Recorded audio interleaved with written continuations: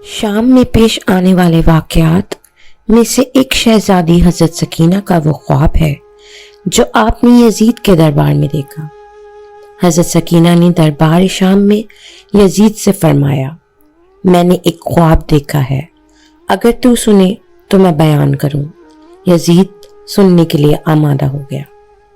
آپ نے فرمایا، کل رات جیسے ہی میں عبادت خداوندی سے فارغ ہوئی، اچانک مجھے بابا کی یاد ستانے لگی۔ میں نے بہت گریہ کیا اور روتے روتے میری آنکھ لگ گئی۔ میں نے خواب میں دیکھا گویا آسمان کے تمام دروازے میرے لیے کھول دیے گئے ہیں اور میں ایک ایسے نور کے بقیے میں ہوں جس کا نور آسمان سے زمین تک پھیلا ہوا ہے۔ اس کے بعد میں نے اپنے بابا کو جنت کے ایک باغ میں پایا اور وہاں ایک خادم کو دیکھا جو اس باغ میں تھا۔ جیسے ہی میں باغ میں داخل ہوئی، ایک عالی شان محل میرے سامنے تھا۔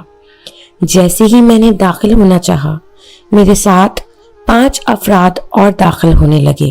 میں نے خادم سے پوچھا، یہ محل کس کا ہے؟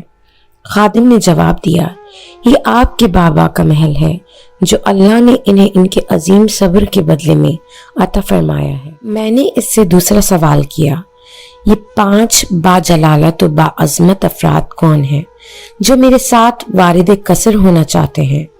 اس نے ہر ایک کی طرف اشارہ کر کے مجھے بتانا شروع کیا۔ یہ پہلے ابو البشر حضرت آدم علیہ السلام ہے، یہ حضرت نوح علیہ السلام ہے، یہ تیسرے حضرت ابراہیم خلیل اللہ ہے اور یہ چوتھے حضرت موسیٰ کلیم اللہ ہے۔ میں نے اس سے پوچھا کہ یہ بزرگ کون ہیں کہ جو اپنی داڑھی پر ہاتھ رکھے ہوئے ہیں اور آثار غم و حزن ان کے چہرے سے ظاہر ہیں اور مسلسل جن کی آنکھوں سے آنسو نکل کر رخساروں پر بہے جا رہے ہیں؟ اس نے جواب دیا، آقا زادی ان بزرگ کو نہیں پہچانتی؟ میں نے کہا نہیں۔ اس نے کہا، یہ آپ کے جد اللہ کے رسول حضرت محمد مصطفیٰ صلی اللہ علیہ وآلہ وسلم ہیں جو حسین علیہ السلام سے ملاقات کے لیے آئے ہیں۔ سکینہ کہتی ہیں کہ میں دوڑتے ہوئی اپنے جد کے قریب گئی اور ان کے سامنے یہ بیان کرنے لگی، اے نانا، خدا کی قسم ہمارے مردوں کو مار ڈالا گیا، ہمارے خون کو بہایا گیا، ہماری بے حرمتی کی گئی اور ہم کو برہنہ پشت اونٹوں پر سوار کر کے شام تک لایا گیا۔